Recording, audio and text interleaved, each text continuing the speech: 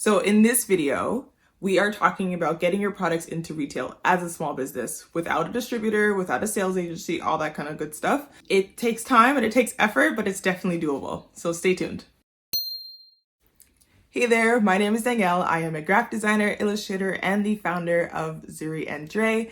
If you are new here, welcome. And if you are returning, thanks so much. So today we're talking about getting your products into retail.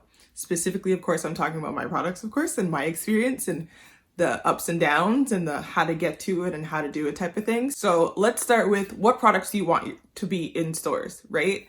You may have a whole line of inventory or products that you sell. Me specifically, I have cushions, I have dolls, I have coloring books, which is kind of how I started in this business, was based off of my self-published coloring books.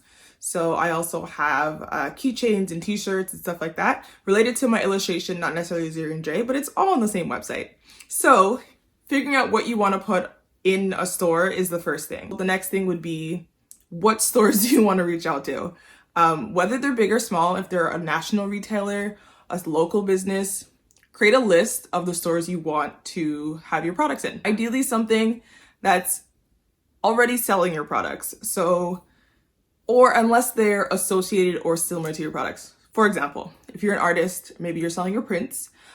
Maybe you want to sell your prints in a bookstore because they also have other home decor and home related items, as well as other paper related items like stationery. So that kind of would make sense. Something that may not seem like it makes sense, but could make sense. Let's say you have print based off of plants. I have tons of plants in this office, so I'm literally looking at tons of plants right now.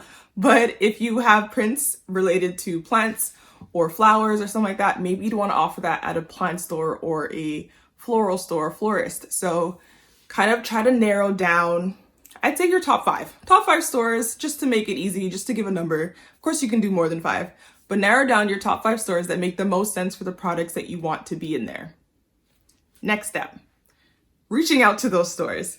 So if it's a national retailer, the experience that I've had, so if you're in Canada, you know of Indigo. If you're in the States, Indigo is like our Barnes and Nobles. So I reached out to Indigo individually, so to the individual stores, and that's how I got my coloring books in there. I also had book signings, all that kind of fun stuff. And so that was just based off of a consignment model, which we'll kind of get into later. But essentially what I did was I reached out to the individual stores. Either I called them, so found the phone numbers for the stores online, or I found emails. Also another option is on the Indigo website, they actually offer a consignment area for like local authors and stuff like that. So they have an email address on their website for you to be able to reach out to them as well. So first step is trying to find the contact information for, let's say, your list of your 5 stores. Find names if you can, find the emails, find the phone numbers, and start contacting them. And when you're reaching out, of course, you're pitching yourself and you're gonna have to offer that. If you have a website, share your website. If you can go into the stores physically, that would be the number 1 option. Next would be calling, then emailing, of course, would be third. But if you can go into the stores with your product to showcase what you're offering and the fact that you're a local artist or a local vendor, a local retailer, I would definitely start there. So go into the store first. If you can't get into the store, then I would say call them. And if that doesn't work, email. But if you call them, if you can, make an appointment or a time where you can go and like speak to the manager. Maybe they have a consignment manager, maybe it's just a store manager. So yeah, going into the store is the most ideal situation. From there, now you have your list, you've reached out. Some will say yes, some will say no. When you're offering your products to be available in the store, there are 2 options generally. So you have consignment and you have wholesale.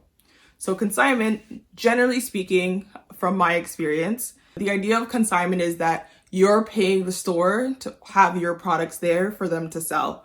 And then once they've sold the products, then you get your earnings from those sales. Another form of consignment as well is no shelf fee, but you only get paid once the sale has been made. The next option is wholesale. And normally wholesale costs are going to be lower than retail cost, but of course higher than the cost that it was to make the product, just to give an idea. So it costs $2 to make, you're selling it for $10 retail, but you need to offer it as a wholesale cost. So it has to be a price in between that. It has to be more than 2 but less than 10. So that way when the store purchases it from you at the wholesale cost, they still are able to make a profit as well. So let's say maybe you want to do the wholesale cost at like $5. I'm not saying these are the best numbers, but just to give you an idea. So your cost is $2, your wholesale cost is $5, your retail cost is $10. So that way, if you're doing it in the wholesale model, then the store would buy the products from you at the wholesale cost, so the $5 per notebook, and you would take that money. But then when it comes to retail, they would sell it for the retail cost, which is $10, and then they would just keep that $10, and then they wouldn't give you anything else. So consignment, you get the money once the sale is done. That's the general concept of it. And then wholesale, they buy it from you at pretty much a discounted rate, more than your cost, but at a discounted rate. And then once they make the sale, they keep the money. So those are generally the two types of terms when it comes to working with retail. It's really up to the store. Some stores do consignment, some stores do wholesale. So once you've reached out to your stores, told them kind of the concepts, shared your products if you can, show them, bring them in person if it's possible. You may have to follow up. They may be like, yeah, we're interested. We support local artists, we support local vendors, and they'd be interested right away. If not, make a new list of 5 stores and reach out to them. I find retail is one of the best options in order to get my stuff out there without having my own brick and mortar store. It's like a flex. I call it a flex. It's a flex. To be able to say you have products in so-and-so store, in so-and-so store. Of course, if you had an agent at a sales agency, and if you had a distribution center to help you to get into more locations nationwide, maybe like across your whole continent, if you're North America, then all across North America, that would be ideal. But you gotta work with what you got. So contacting local stores, contacting local retailers, all that stuff that makes sense for your business is the best way to go. And just start from there. This would be kind of categorized as B2B sales, so business to business, versus business to customer, which is B2C. So this is more of a B2B type of way of selling your products. And what's great about it is you get a lump sum of money at once, right? If you're doing wholesale.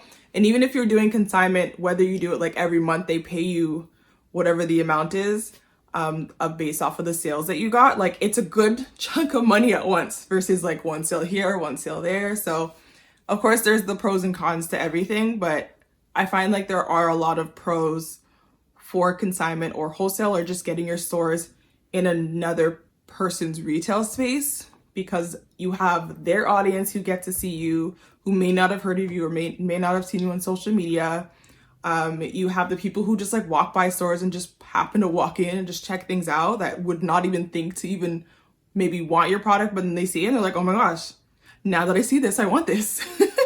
So yeah, there's lots of pros, lots of cons. Of course, getting the money a little later than you would like right away if you were to sell directly on your website.